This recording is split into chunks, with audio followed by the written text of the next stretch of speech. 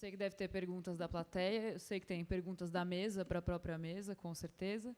Eu só queria muito rapidamente dizer que, enquanto vocês estavam falando, eu estava aqui pensando que, na semana passada, eu estava na sala do primeiro ano, dando aula de História de São Paulo, e fazendo uma retrospectiva da cartografia do Estado de São Paulo, de uma cartografia que, simbolicamente, foi responsável também pelo domínio daquele território a partir da expoliação de um território que era indígena. E essa era exatamente a discussão que a gente estava levando lá, pensando desde o século XVII até a metade do século XX. E eu tenho alguns, pelo menos, alunos do terceiro ano que estavam comigo desde o começo do semestre, lendo textos sobre arqueologia e botânica e quebrando a cabeça para ler esses textos que a gente não entende muito bem, mas que eles, acho que certamente depois de hoje, entenderam onde é que o texto estava levando a gente. Então, nessas idas e vindas lá da discussão do século XVII para essas discussões de ponta, de genética na arqueologia e tal, acho que tem uma questão comum, e comum até nas próprias falas de vocês, que é o caráter de permanência em meio a tantas transformações, né, ao longo desse tempo. Então, como uma questão geral, acho que eu deixaria isso para vocês, como que vocês enxergam. Apareceu nas falas, mas acho que se vocês quiserem se aprofundar sobre essas questões, fica o convite. Eu só vou primeiro perguntar se tem perguntas, né, na plateia. Acho que a gente tem perguntas lá no fundo. Boa tarde. Minha pergunta é para o Paulo e para a Karina, principalmente, mas quem quiser responder também fique à vontade. Tem um texto do Flusser que eu gosto muito, que ele fala para a gente, ele sugere que a gente deveria pensar projeto como catástrofe, né, numa perspectiva de que o projeto ele é uma ruptura de uma ordem das coisas, né? E ele está falando disso quando os homens desviam um rio na Babilônia, né? E eles estão produzindo uma catástrofe, porque eles estão alterando a ordem natural das coisas. Eu gosto muito desse trecho, é um trecho bem curto, que ele tira uma certa ingenuidade como a gente olha para o projeto, né? Uma coisa dócil e doméstica. E eu acho isso muito interessante. E daí, vendo essa palestra, as três foram muito boas, porque eu realmente fico pensando se essa lógica binária que a gente vê, cultura e natureza, e na Amazônia e no Cerrado isso fica muito claro, né, que a cultura é o pasto, é a soja, é o desenvolvimento, né? Eu vim do Mato Grosso, então conheço isso um pouco de perto. E do outro lado, a manutenção da natureza, da floresta, exatamente como ela é, né? E eu queria saber de vocês, se a gente não, primeiro, se essa lógica não impede, eu acho que a pergunta é um pouco retórica, da gente ver outras possibilidades muito mais ricas, né, da gente trabalhar com essa porção do território, né, que primeiro a gente perde um protagonismo, porque tem gente que já está lá há tanto tempo que tem tanto mais conhecimento que a gente, e em outro lado que se essa ideia de natureza não atrapalha de vez em quando, essa natureza, digo, ideal e idealizada, se ela não atrapalha a gente a pensar outras possibilidades de vida e pensar projeto como esse processo a longo prazo e de uma transformação que não é progressista, mas que muda a maneira como a gente se relaciona com as coisas.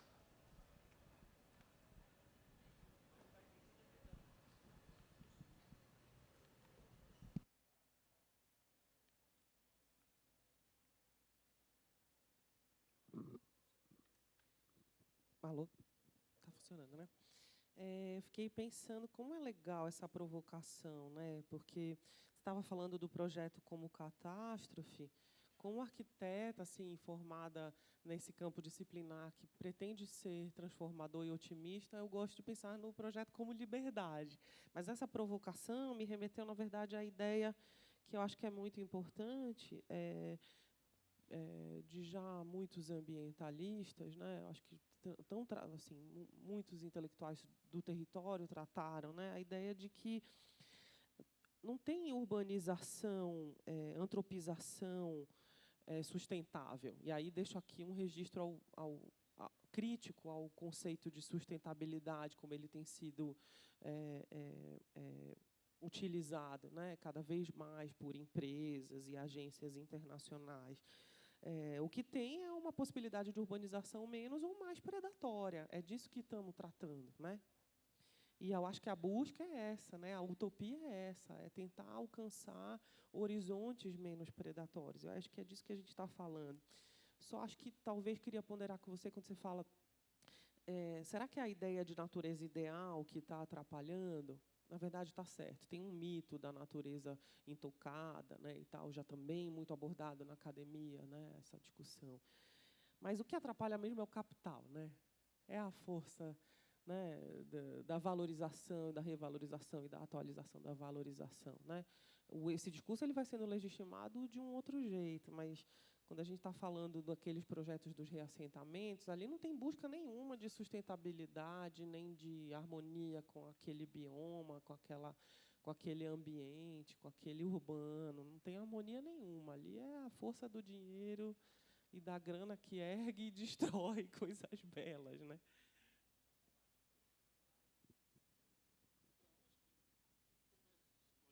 Eu só faria um comentário, né? Que a questão do binário, né? É engraçado que a gente muitas vezes a gente transfere para o passado o mundo do binarismo, do binário, né? Então, o mundo colonial, por exemplo, descrito entre senhores e escravos, né?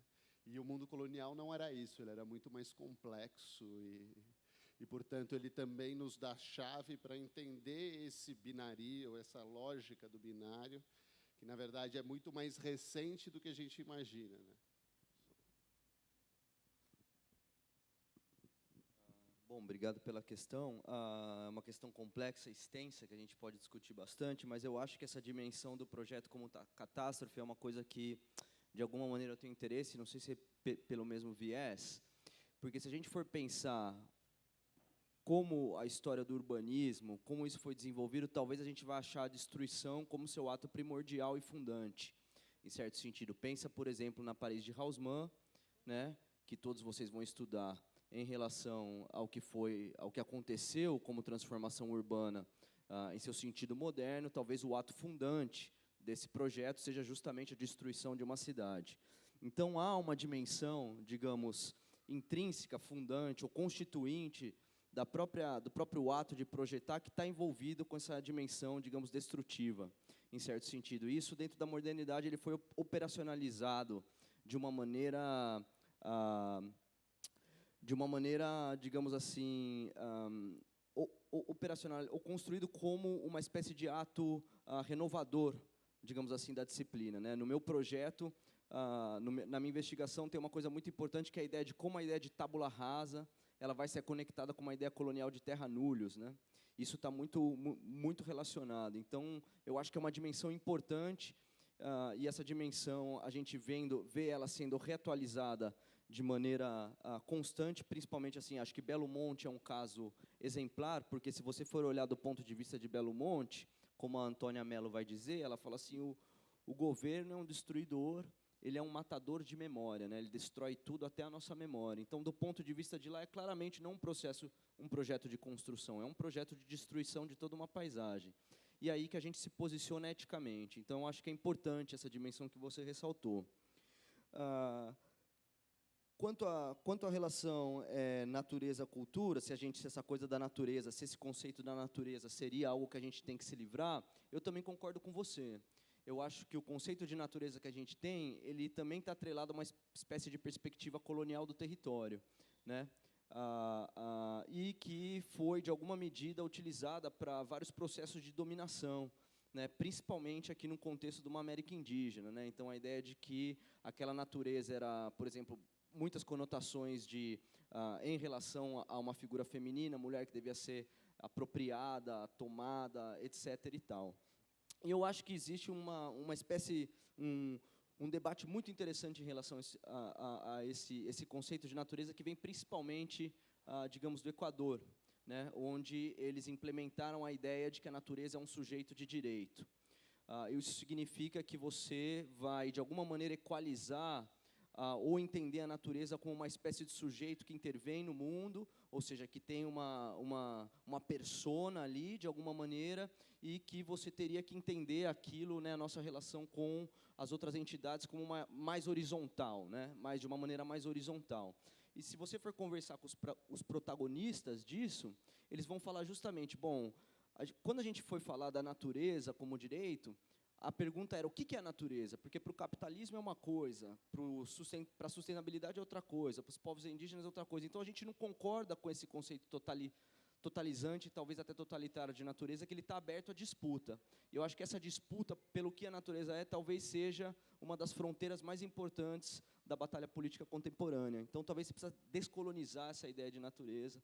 Eu acho que isso é fundamental e implica, claro, a arquitetura, o urbanismo está profundamente implicado nesse processo.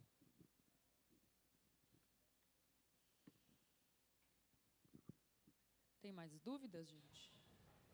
Posso abrir para a própria mesa? Vocês querem se perguntar?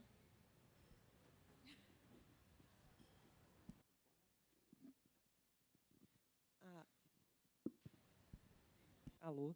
Então, eu queria perguntar para o Paulo uma coisa, que em algum momento assim, da tua fala, você falou assim, a gente fez várias expedições.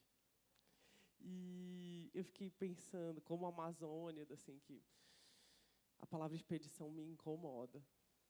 E eu fiquei pensando, será que está no momento da gente... Porque tudo que você falou era contra a ideia de expedição. Eu quase tive índio falando daqueles índios, assim. Vou falar de um jeito até meio assim sentimental.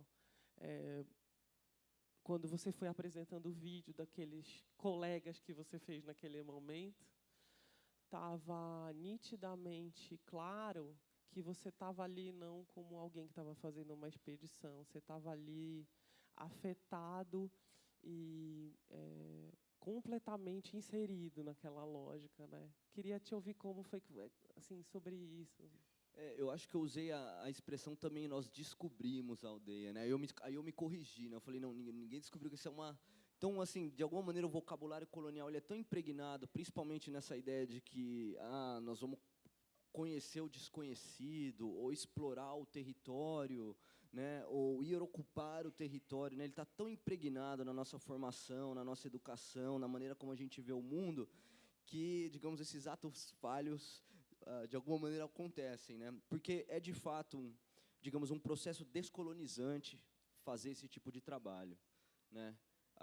E eu falo isso de uma experiência muito pessoal, assim, de decolonizar seu próprio pensamento, sua própria visão de mundo. Então, a ideia da expedição também me incomoda. Obrigado por levantar esse ponto.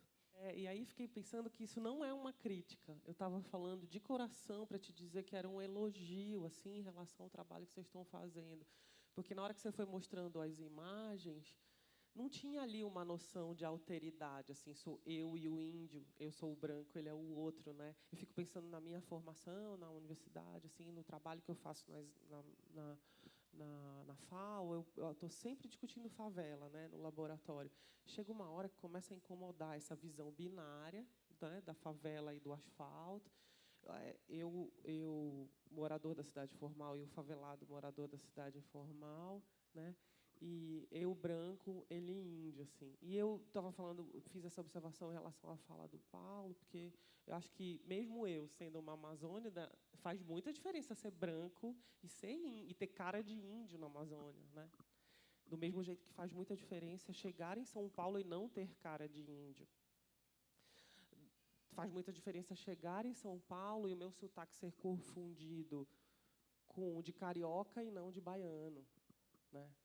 E estou falando da descolonização do meu próprio pensamento, quando estava falando da descolonização dessa terminologia, porque o Paulo falou, mas eu poderia ter falado a palavra expedição, né?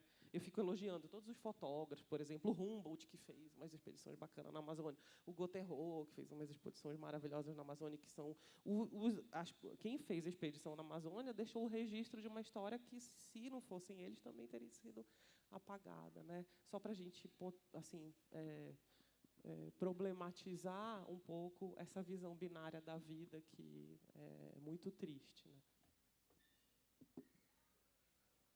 Queria fazer uma pergunta para vocês dois. Teve um episódio que eu considero um pouco o estopim das jornadas de junho, que foi a queima dos acampamentos em Jirau, né? Aquela grande revolta. Não sei se você se lembra disso, Rodrigo, Carina. Houve uma grande revolta em Jirau, uma hidrelétrica do Rio Madeira, né?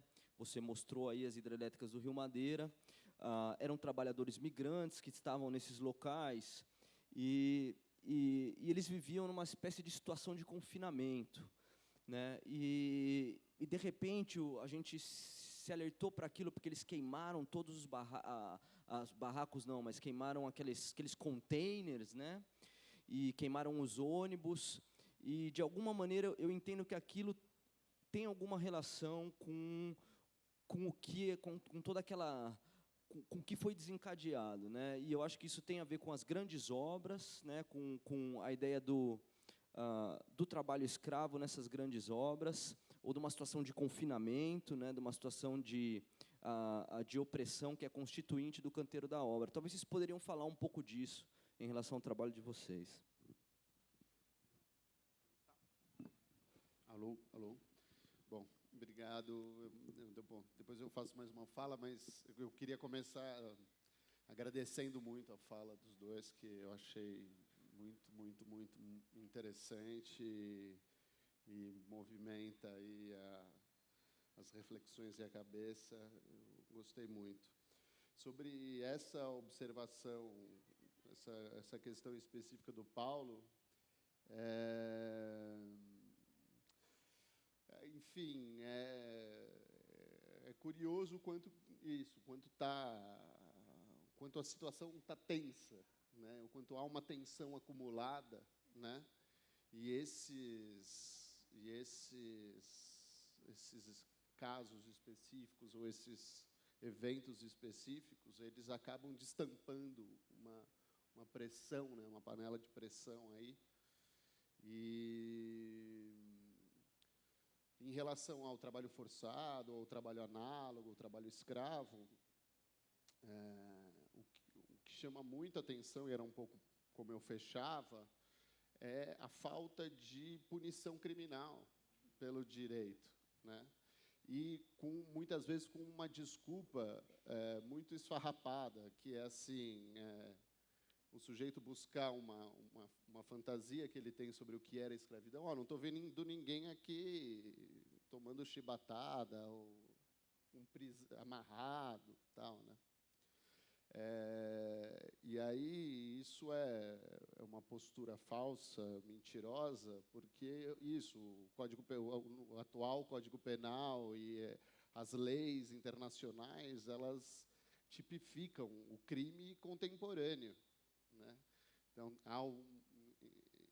Então, assim, é assustador que você imaginar que de 95 para cá você teve mais de 50 mil pessoas resgatadas, né?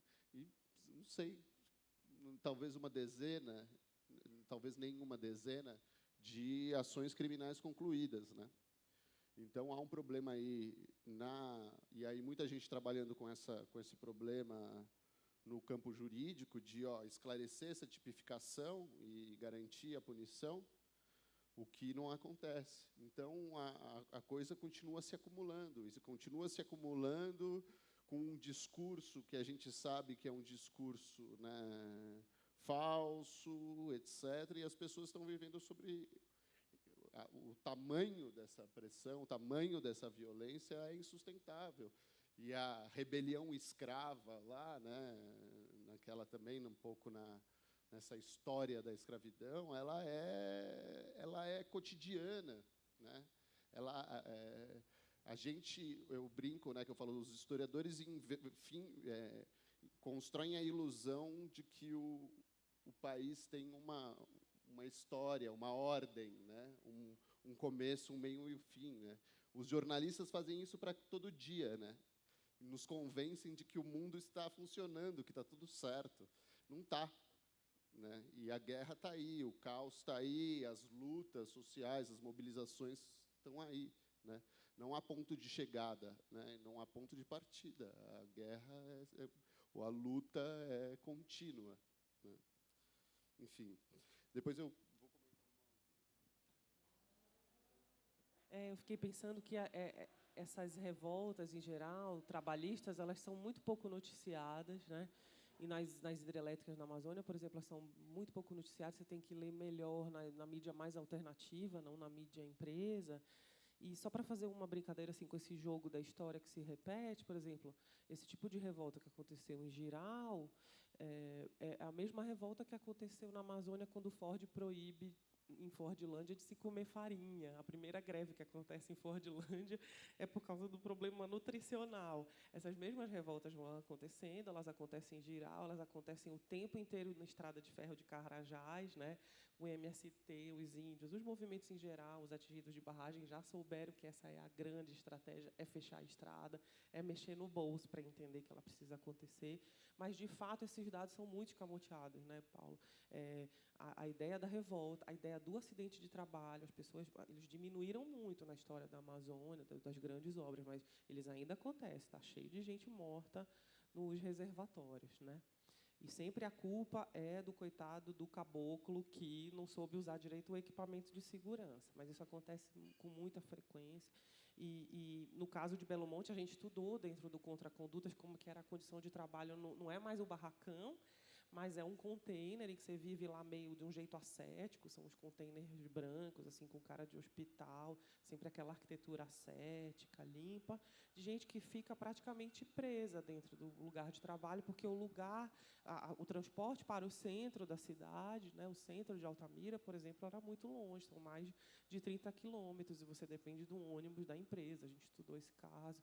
Você, se quiser se divertir e usar a mesa de sinuca do canteiro de obras, você tem que ir à sala de TV e o videogame, você tem que pagar R$ 30 por mês para poder ter direito ao lazer. E quando você sai para receber o seu salário na cidade, passa um dia na fila, você tem que se revezar com seus amigos, e depois do dia da fila do recebimento do salário, você passa um dia na fila do banco, né, guardando lugar na fila para poder receber o seu salário, e dali você sai para o boteco para se encher de cachaça e gastar o resto do dinheiro que lhe cabe, né, num jeito de se entorpecer e sobreviver àquela brutalização, né. Só um dado, se eu puder dar. Tem um depoimento de um trabalhador em Belo Monte, quando houve uma greve, porque haviam até morrido, acho que um trabalhador lá, e ele fala um dado interessante que eu acho que tem a ver com novas formas de dominação em relação ao canteiro. Ele fala que, primeiro, que havia um controle de qual operadora de celular você poderia usar no canteiro. Acho que eu não lembro qual operadora que era oficial, mas você só poderia usar uma operadora e todo mundo tinha 2 chips, né? Eles não deixavam usar, e eles controlavam a transmissão do sinal, de maneira que, se os trabalhadores, quando eles estavam tentando se organizar, eles cortavam o sinal e a internet para que as pessoas não pudessem se comunicar. Então, eu acho que isso é um dado novo, porque essas tecnologias meio que possibilitaram um outro tipo de organização, e tem uma espécie de novo método de opressão ou de controle social, né?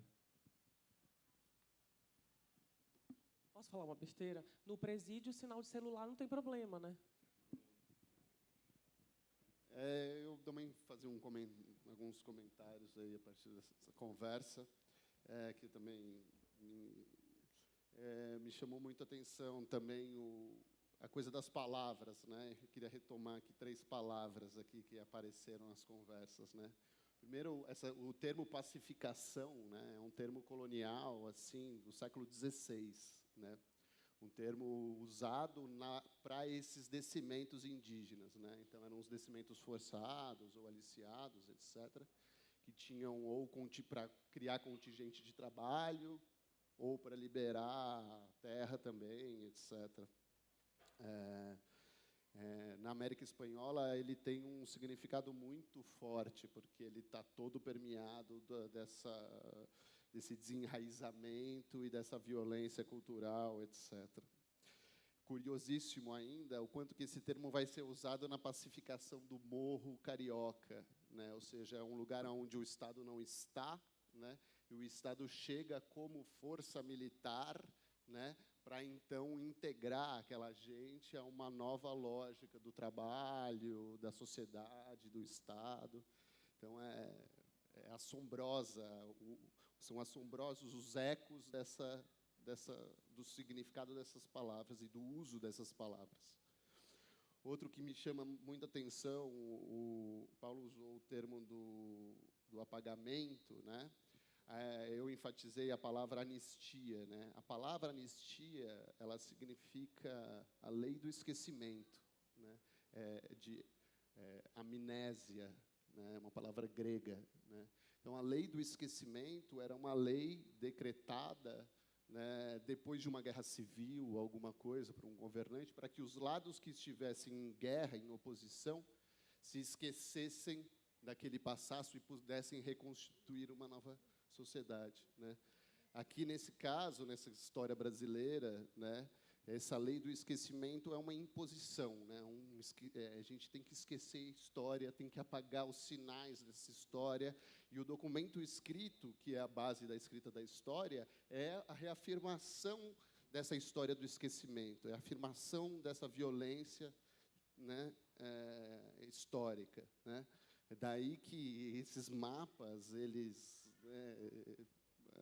eu comecei falando enfim, esses mapas, esse documento, né, esses documentos, essa memória registrada na mata, elas são fantásticas, né, são revolucionárias e acabam, de fato, colocam em caso essa visão da história que é típica do século XIX e que, com certeza, ela é desconstruída também a partir do fim dessa dicotomia entre natureza e cultura e etc. Um terceiro comentário sobre etimologia é a palavra colonização, né?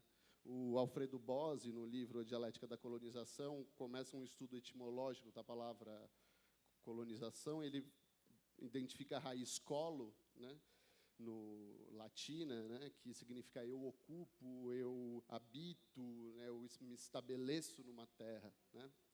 E ela se projeta num particípio passado, né, para trás, para o passado, como cultus, né, e ela se projeta no futuro como culturus, né, que é o particípio futuro.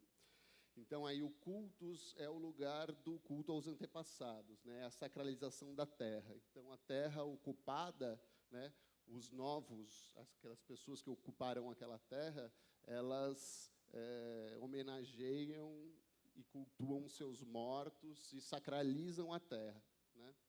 E o culturus seria a projeção dessa experiência para as gerações seguintes, né?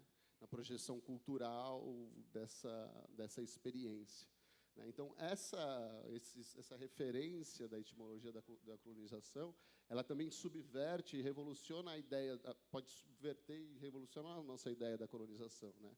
Que os colonizadores são os negros, africanos, indígenas, caboclos, etc., etc., que permitiram, que ocuparam essa terra, sacralizaram essa terra, né? E então aí há também uma chave possível de uma interpretação nova da história. A gente está chegando no fim do nosso horário. Vocês têm mais algum comentário? Alguém queria encerrar? Não, então, novamente, perguntas? Não? Ok. Então, acho que agradeço novamente em nome do projeto a presença de vocês. Acho que as falas realmente foram emocionais mesmo. Acho que essa é a melhor palavra. E agradeço a vocês que estão aqui participando também, ouvindo.